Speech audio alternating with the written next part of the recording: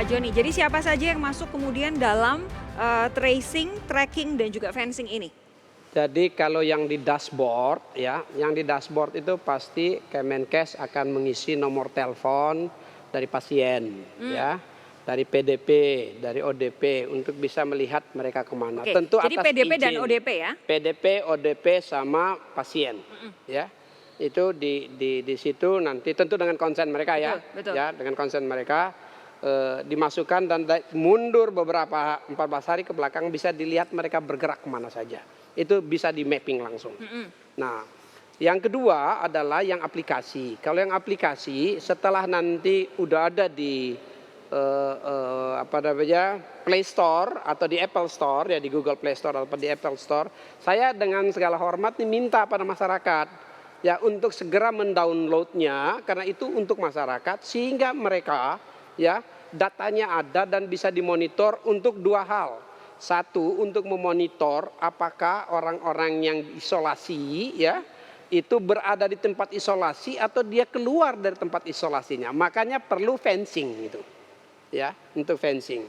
Yang kedua bagi masyarakatnya sendiri, nanti dia melalui Bluetooth ya akan diberitahu kamu berada di wilayah yang berbahaya supaya bisa menghindar dari situ. Kan untuk keselamatan dirinya juga. Oke. Ya, hanya masyarakat pada saat mendaftar ya, nanti diminta konsennya juga ya. Customer consent itu perlu. Jadi ini minta tolong masyarakat untuk memberikan konsennya untuk apa? Untuk satu menyelamatkan dirinya sendiri agar terhindar. Yang kedua kita bersama-sama mau memutus nih jalur sebarannya COVID. Nah, dengan cara masyarakat sekarang ini ya, kita ini diminta untuk menghindari atau jangan sampai ada pertemuan secara fisik, menjaga jarak aman, physical distancing, kita jauh secara fisik. Dan karenanya sekarang kita masuk ke ruang digitalnya untuk menggunakan ruang digital untuk mengendalikan. Di sini juga ya nanti akan terlihat Sofi, ya, di mana ada kerumunan massa. Dan melalui tracking yang ada dari handphonenya akan kelihatannya di mana terjadi massa yang bergerombol dan berkumpul. Sehingga aparat bisa ke sana membubarkan mereka karena bisa saja di situ sudah ada ya virus-virus yang berbahaya untuk masyarakat. Nah, jadi sekali lagi begitu pentingnya sistem ini untuk membantu agar ya kita bisa memutus mata rantai virusnya. Begini, Anda tadi bilang yang akan nomornya atas konsen dimasukkan ke dalam sistem adalah pasien, ODP dan juga PDP supaya pemerintah tahu kemana pergerakan mereka 14 hari ke belakang. Apakah kemudian ini hanya untuk informasi pemerintah atau kemudian bisa juga dibuka kalau kepada yang publik? dashboard itu hanya di pemerintah untuk surveillance, untuk memeriksa ya. Tetapi kalau yang aplikasi itu seluruh masyarakat. Nanti mungkin download sendiri.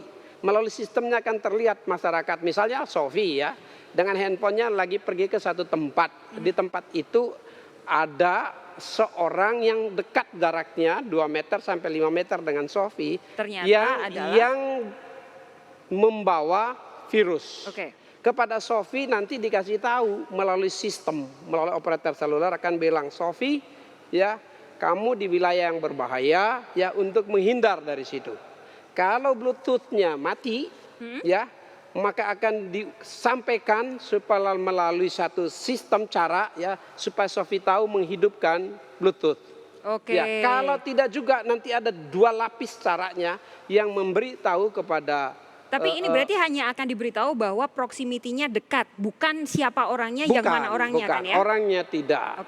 Tapi nah orangnya siapa kan masing-masing punya nomor handphonenya. Handphonenya kan rahasia. Rahasia, betul. Gitu. Pak Joni, kalau kemudian ini kita membayangkan skenario terburuk. Andaikan kemudian yang orang-orang yang nomor handphonenya ada di dalam sistem, kemudian meninggal dunia misalkan karena penyakitnya sudah parah. Apakah ini juga bisa terlacak? Oh, terlacak pasti. Caranya? Ya, kan dia kalau penyakitnya parah kan terlacak dia ada di mana. Posisi dia ada di mana itu ada dengan catatan tentu dia ya harus memasukkan dulu nomornya. Satu, kalau dia sudah upload ya kan tahu. Kalau dia sudah berikan nomornya dan nomornya masuk di dalam dashboard, tahu dia ada bergerak kemana. dia sendiri sekalipun di satu tempat ya, akan terlihat dia ada di mana. Oke. Karena di dalam sudah ada titiknya, sudah ada warnanya. Kok itu di mapnya kan kelihatan. Ya, Jadi nanti siapa akan bergerak ada, saya kemana. bayangkan akan ada berbagi data begitu antara Kominfo dengan Kemenkes dan juga gugus tugas, siapa yang kemudian meninggal supaya ketahuan gitu ya. Data itu di dalam sistem ya. Jadi bukan hard copy data yang dibagi-bagi. Jangan berpikir begitu ya. Ini aplikasi. Tentu, ini Ya, sharing data, bukan berbagi data. Satu data itu kerahasiaannya harus terjaga. Oke. Ya, data. Data itu konsennya harus diberikan. Data yang kerahasiaannya terjaga dan konsennya diberikan di situasi darurat. Ya, karena situasi darurat ada kewajiban warga negara, ya, kewajiban warga negara untuk membantu pemulihan keadaan darurat. Ya, nah dan dalam hal ini nomor teleponnya yang dipakai untuk pemulihan keadaan darurat untuk mencegah agar pasien ya atau yang membawa virus tidak berada di tempat isolasinya, dia keluar dan dia bisa dibawa kembali dan untuk mengingatkan kepada masyarakat yang punya telepon, kamu berada di wilayah berbahaya. Betul. Atau tidak. Pertanyaannya kemudian bagaimana sistem ini bisa mendeteksi ketika ada pasien ODP atau PDP yang meninggal? Caranya seperti apa? Sudah ada di dalam sistem itu. Kan nanti bisa sistem itu tentu tidak bilang si A meninggal, si B meninggal, si A sakit. Enggak bisa. Tetapi posisinya pasien itu ketahuan ada di mana. Dia berada di mana ketahuan. Tinggal nanti kalau misalnya ada yang hilang ya, tidak pulang ke rumah, tidak tahu ada di mana, siapa namanya, nomor teleponnya berapa, di trace ya dan track ketahuan titiknya. Dia berada di mana. Oke, saya bayangkan berarti kalau kemudian handphonenya akan terus hidup, padahal orangnya meninggal, apa yang terjadi? Begini ya, itu bisa saja terjadi dengan semua perbaikan kejadian simulasi seperti itu. Tapi yang perlu sekarang simulasi besarnya dulu. Ya, simulasi besarnya itu yang penting. Apa simulasi besarnya? Simulasi besarnya bagaimana supaya pasien yang harusnya diisolasi ya itu tidak keluar dari tempat isolasinya. Begitu dia keluar ketahuan. Lalu pada saat dia keluar dari tempat isolasinya, masyarakat yang berada di situ diberikan alert, ya diingatkan ada bahaya tempat mereka. Itu yang penting. Ya. Baik. Kalau sampai orang sudah mati, ya namanya juga orang mati selama-lamanya kalau di tempat yang terbuka kan langsung kelihatan. Oke, begini Pak, jadi tadi Pak Joni minta bahwa masyarakat sebanyak mungkin mengunduh ini nanti Peduli Lindungi. Kapankah benar-benar akan bisa diunduh minggu depan itu hari apa? Ini yang pertama dashboardnya sudah berfungsi ya. Jadi dashboard sekarang di Kementerian Kesehatan itu sudah bisa membuat mapping, sudah bisa melakukan tracing, ya tracing dan sekaligus tracking, ya.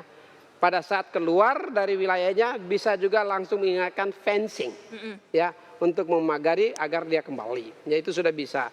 Tetapi yang terkait dengan aplikasi kan ada tahapannya. Ya tahapannya harus berbicara ya dengan misalnya dengan ini Google Store, ya Google Play Store harus berbicaranya juga nanti dengan Apple. Ya. Targetnya kapan jadi? Ya kita targetkan secepat-cepatnya, mudah-mudahan middle ya, pertengahan minggu depan semuanya sudah. Dan ini ya bukan sekedar sudah siap. Ini kan harus disosialisasikan, ya harus disampaikan pada masyarakat. Saya kira ini nanti kita siapkan bagaimana ini disampaikan pada masyarakat sehingga awareness-nya masyarakat itu betul-betul secara luas. Ya, ini sedang kita siapkan. Apa nanti mudah-mudahan hari Senin nanti kelihatan bagaimana prosesnya. Aplikasinya bernama Peduli Lindungi. Sementara ini aplikasinya kita sebut aja untuk keperluan sekarang Peduli Lindungi. Tapi bisa saja nanti pada saat itu di launching bisa namanya saja berubah. Ada namanya berubah. Jadi ditunggu minggu depan. Awal minggu depan. Awal minggu depan kepastiannya akan lebih jelas apa namanya dan kemudian kapan Anda bisa download. Kami meminta masyarakat sebanyak-banyaknya, terutama dari Kominfo juga meminta masyarakat sebanyak-banyaknya untuk mengunduh. Kita nantikan kabarnya hari Senin mendatang. Pak Joni G. Plate, terima kasih sudah hadir di Menara Kompas.